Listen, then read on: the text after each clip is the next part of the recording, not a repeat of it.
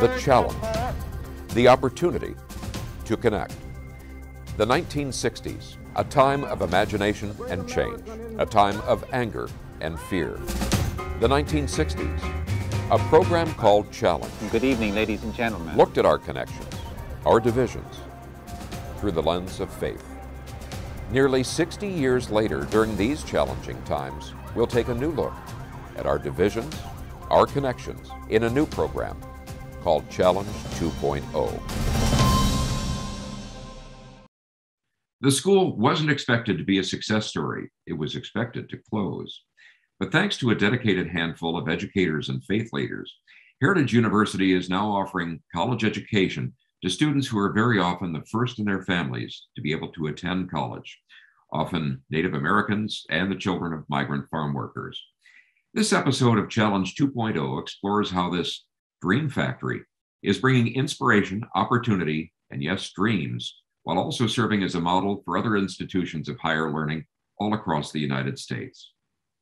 Well, it's our pleasure to welcome four guests this morning: Alex Vera, a graduate of Heritage University; Andrew Sund, who is the president of Heritage University; Sister Kathleen Ross, who is the founding president; and Dr. Roy Sims, who is a Heritage University board member. Thank you, each of you, for joining us today. Thank you. Thank you. Delighted to be here. Well, let me begin with a question to Alex.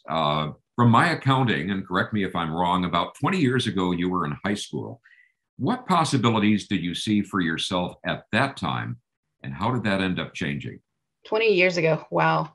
I was in high school and I graduated that summer, and I was a teenage mom during that summer. Just graduated, and somebody knocked on my door, and she had remembered me from just my mom's friend. She had remembered me and thought that maybe I could apply for a scholarship at Heritage. So she invited me to Heritage, and at that point I hadn't really heard about Heritage University and didn't know that it was in Toppenish, actually.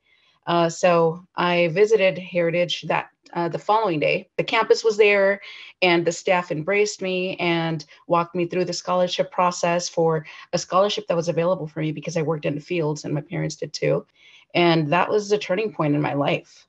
I went from being in the backyard in the midst of summers with a 3-month-old to going to Heritage University, obtaining a 4-year degree, moving to the Seattle area, and working for, now I work for Costco in the IT. I'm in management, and my life just changed from that point on when I stepped onto Heritage University. Did you ever have any conception that that would even be possible at that time? Not at all. I really was shooting for at least getting some type of different job than working in the fields. Really wasn't sure what a career was and what it meant to obtain a 4-year degree, and let alone what the opportunities were for a 4-year degree. I really came into Heritage not knowing much about anything other than I should do something more than working in the fields. That's an amazing story. Sister Kathleen, you were instrumental in founding Heritage University. Share with us a little bit about your story. Pick it up from the very beginning and how it became a reality for not only Alex, but so many other students. My story goes back to relating to the fact that I'm a Catholic sister in the Order of the Sisters of the Holy Names in the Seattle area, run Holy Names Academy. That order was founded for the purpose of bringing education to people who didn't have it out in French Canada, out in the rural areas. One day when I, as a new vice president at a college that the sisters founded that was named Fort Wright College of the Holy Names. And one day when I was there, 2 women from the Yakima Nation, Violet Lumley Rao and Martha Yallop, showed up at my door and said, we started a Head Start program as soon as it was available from the federal government. Now, this was the early 70s. Mm-hmm. And we want our teachers to have 4-year degrees, and there's no 4-year degrees that they can earn in the whole Yakima area. So after visiting them and talking in the board and so forth, they decided, Kathleen, you figure out a way that we can have an outreach program there. we did that.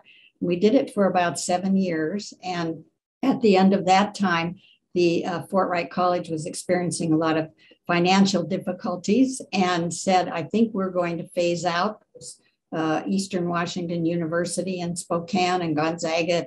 People have other choices. So they said, sorry, we're going to phase that out.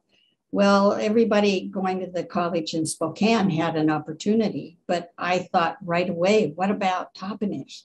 So right. I finally went down to see them and said, guess what's going to happen? And they said, no, it's not going to happen. Why don't we start our own college? And I said, you ladies are crazy. And they said, well, tell us one thing we can't do. Don't you love that phrase? We've got that written on the wall in a main building in Heritage. So there were a lot of challenges, but it matched entirely what our order exists for, which is to bring education to people who don't have it, because we see there's so much talent out there. So I feel it was really part of my calling, but who would have ever guessed it? And I resisted along the way. But because of the help of so many people, I remember saying when we were a couple of years old, well, if we ever get to 500 students, I can't believe it. It'll just be wonderful. And how many do you have now? Oh, around 1,000, more than 10,000 graduates as of now. We're almost at the 40th year. Yeah. That's impressive. Andrew, as president of the university, let me begin by simply asking, what attracted you to Heritage? Well, Jeff, in order to answer that question, I think I need to say I have a confession to make. It is not the first time I hear Sister Kathleen talk about the founding of Heritage University. It's not the first time that I hear Alex talk about her life and how Heritage changed her life. And I have to say, I never stop being moved by both and how they talk about Heritage. The tenacity it takes to start a new institution, even if you had a bit of a background as a Heritage being a successor to Fort Wright, by the three founding mothers that we have. I mean, the sort of entrepreneurial spirit that required in doing that is something amazing that not many people really have in them. And the way education has transformed Alex's life because Heritage was here is deeply moving to me. And it's deeply moving because of her story, but it's not just that. It's an example of thousands of other stories. It's not a unique one at Heritage Universities. Thousands of other people have had similar experiences. So what had attracted me to Heritage University? Well, I've dedicated my life to be involved in higher education for people that face obstacles in accessing higher education. And Heritage University is one of these institutions that we work at eliminating all the obstacles people face. And that was something I could just not pass on when the opportunity came. And if I could add a little personal aspect to it, is that I was president of another college in the Chicago area before I came to Heritage. And it was around 2010 that I was at a conference in Washington, D.C., and I attended a session, an evening kind of a celebration type session where they were giving to Sister Kathleen a Lifetime Achievement Award for having founded Heritage University. And then they described a little Heritage, and I've never heard of it. Why haven't I heard of that? And because it fits so much with my own interest. And I had the opportunity to greet her and say that I haven't heard about Heritage University. And Heritage kind of stuck in my mind after that. And it was really 7 years later after that meeting that I saw the opportunity to apply for the position. And I'm deeply proud and happy that the board of directors of Heritage University chose me, thought that I had something to contribute to this mission. And I feel a great sense of responsibility. Give us a sense of how it's evolved, how many you serve, what programs, what its overall reach is right now, Andrew. Well, we have about, as Sister Kathleen said, about 1,000 students, roughly about 800 at undergraduate and about 200 at graduate students. Mm-hmm. Graduate programs, particularly in education, teacher preparation, mm-hmm. so principal certification. and we have an English program too, and a couple of others. But the teacher preparation is the biggest one, and I have to say that throughout the Yakima Valley and beyond, there's hardly a school system that does not have a heritage graduate in some part of their administration or teaching or faculty. So it's very nice to see. At the undergraduate levels, we have over 40 programs in a wide variety of fields. We work with a population that is looking for real changes in their lives, and they're looking for programming that's going to make a difference in their lives immediately. So we have a lot of career-oriented programs that when you earn a bachelor's degree, you're ready to move into a job. Our student body right now, about our 1,000 students, we find that about 70%, a little under that, but almost 70% are of a Hispanic background, Latino background at Heritage University. About 15% are Native American. We are in the homelands of the Yakima Nation. About over 70% of our students are women. And a significant number, over 30%, are what in higher education we call non-traditional. That means they're a little older than the 18 to 22 average of people that attend college. So very unique institution, very powerful mission, and one that continues to have a strong impact in the Yakima Valley. And I would just add the environmental sciences is really important, and dealing with the like the U.S. Forest Service, the Yakima Nation Natural Resources, and also a wonderful visual arts program with great artists coming out. When we were talking about those that are interested in the sciences and even preparing to go to medical school, it strikes me that resonates with you, Dr. Sims. In addition to running a busy medical practice, you've taken time to become a board member of Heritage. What was it that led you to become involved to that level? I came here in the same year that Sister Kathleen did to Yakima. And I had been, had finished medical school and residency, and I was very busy. I didn't really have any time or really any knowledge about being on a board of a university. I had come from a background where education was not a highly valued thing. So I was one of the first people in my family to really attend college, and I attended a small Jesuit university in the South. And that was really a formative time for me.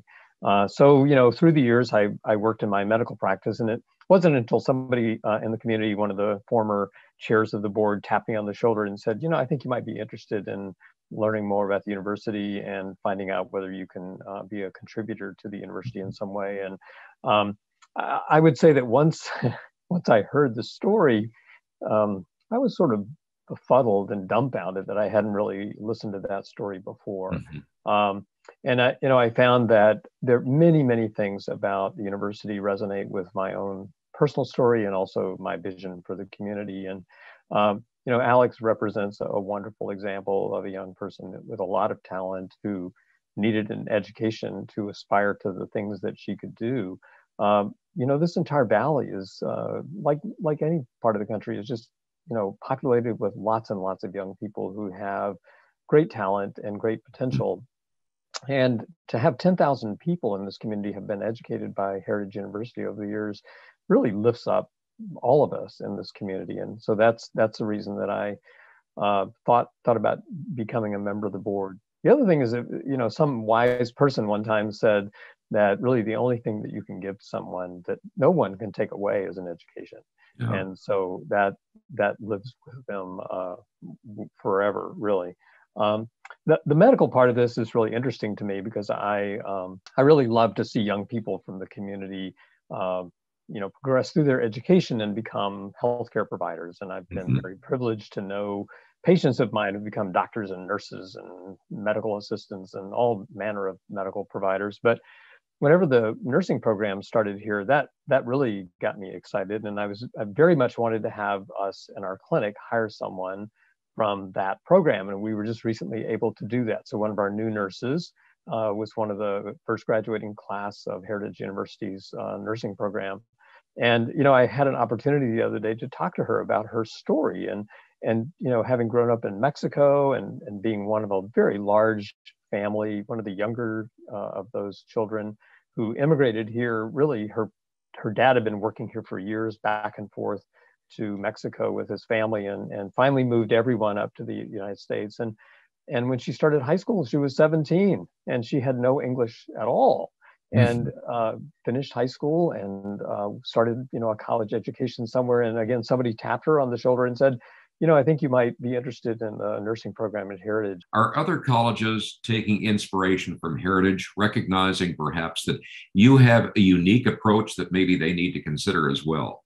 Oh, absolutely. I do believe that when Heritage started, historically, it was an institution that was doing something that nobody else was doing, and seemed maybe even a little suspect, because our goal was to eliminate barriers to higher education. And those are financial, location, academic. There's all sorts of barriers that people face that Heritage has worked at overcoming. And often that gets questioned. Oh, so what about the quality? If you're doing all these things, is the quality of education really good? And I have to say that our quality is excellent. We have faculty that choose to work with us coming from having advanced degrees from the most prestigious universities in the United States. So east to west, a couple of examples. We have a Harvard PhD in our science faculty. We have a University of Illinois, University of Virginia, and of course the Pacific Northwest is very well represented too in the advanced degrees of our faculty. And now we see many other institutions interested in what we do. They're interested in what are we doing, because we are teaching a population that used to be called a minority. Now it's really the new majority. It's turning into the new majority in our nation. So all institutions will have to learn from Heritage University. It was interesting that Heritage University was asked with our second president, John Bassett, to be a part of, well, actually it was part of our idea of starting a coalition that's called the Yes We Must Coalition, that now has about 35, 40 colleges and universities nationally who have more than half of their students below the poverty level and are eligible for Pell Grants. That's how they can belong. So we've shared what we're doing with others, and then that's kind of snowballed and other institutions following along. So the Yes We Must Coalition is something we're very proud to have helped birth. You mentioned there are 10,000 graduates that have moved out from Heritage University.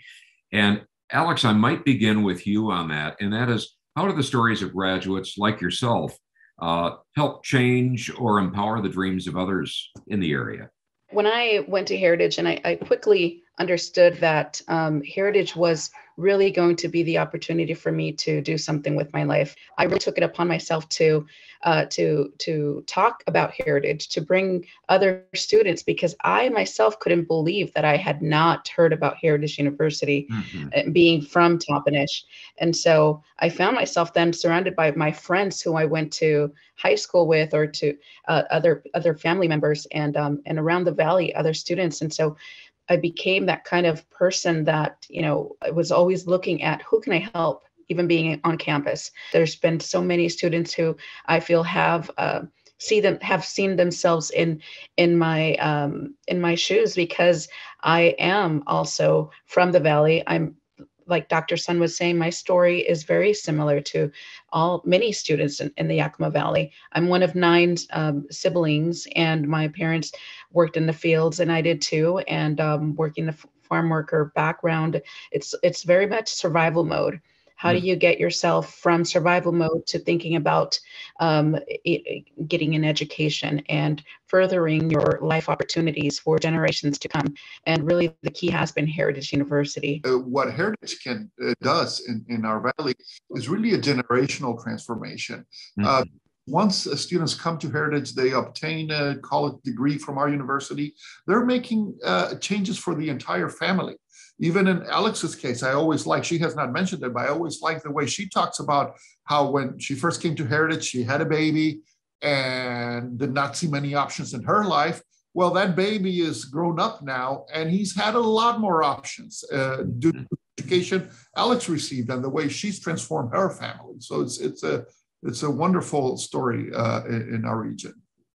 Well, how do we as a state or a country miss out if we don't provide opportunities such as you are to young people who might not otherwise have these opportunities? Yeah, heavy question, Jeff.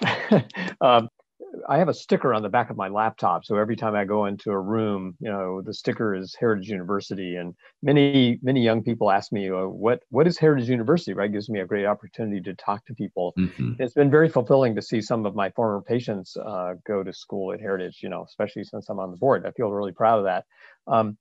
I would also say that one thing's about Heritage, and you ask about whether we want to be an example to other universities.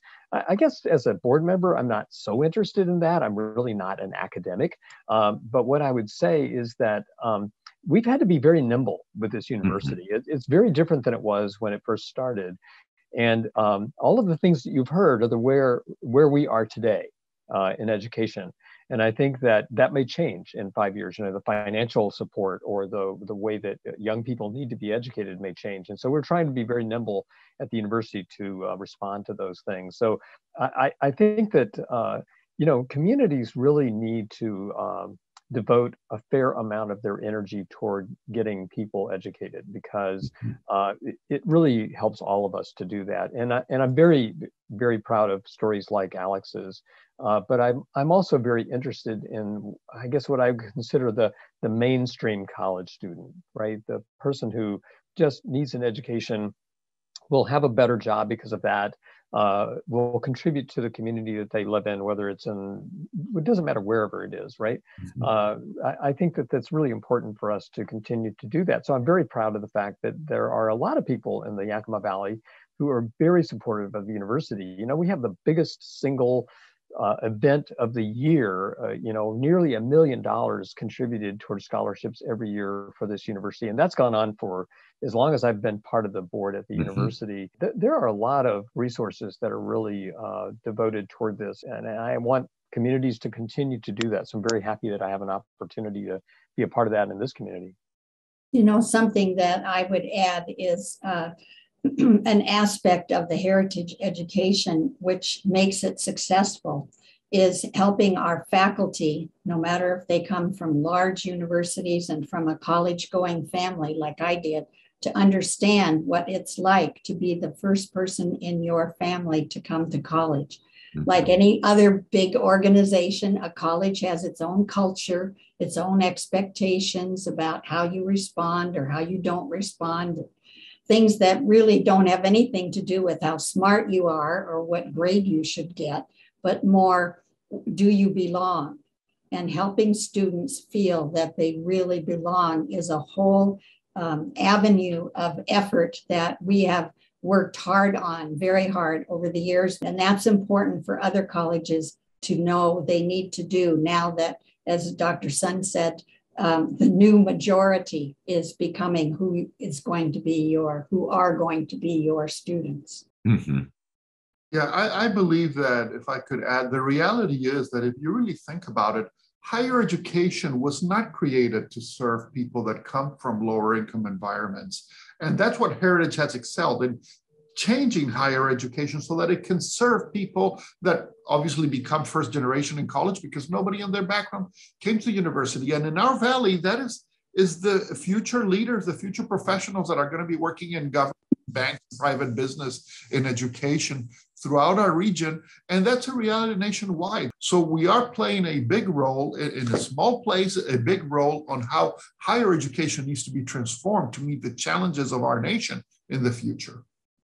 All the statements are true. And I could just speak firsthand from my experience, the feeling that I felt walking onto the campus and being embraced was, it was just life-changing. And I know that same feeling is resonated generations after me. I remember, knowing that I felt that the odds against me were stacked up. Mm-hmm. When I walked onto Heritage Campus, I felt that. And I knew that, being a single mom, being a teenage mom, coming from the background I came from. But that was not the way Heritage saw me. And that is not the way Heritage sees all the students that come onto campus. It's quite the contrary.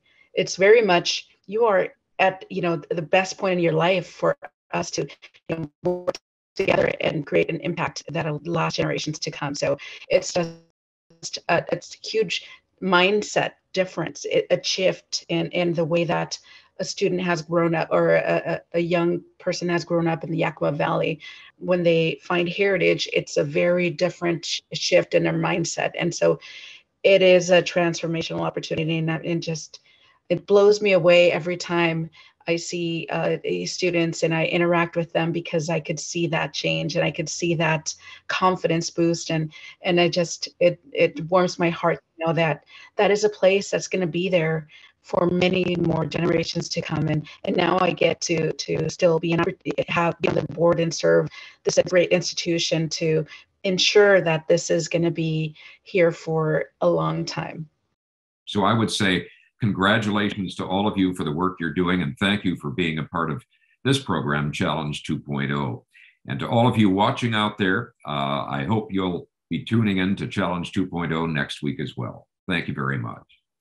If you've enjoyed this program, found our conversations to be informative, entertaining, and thought-provoking, and the vision inspiring of people from different backgrounds who can disagree without being disagreeable, perhaps you might consider supporting our program with a contribution.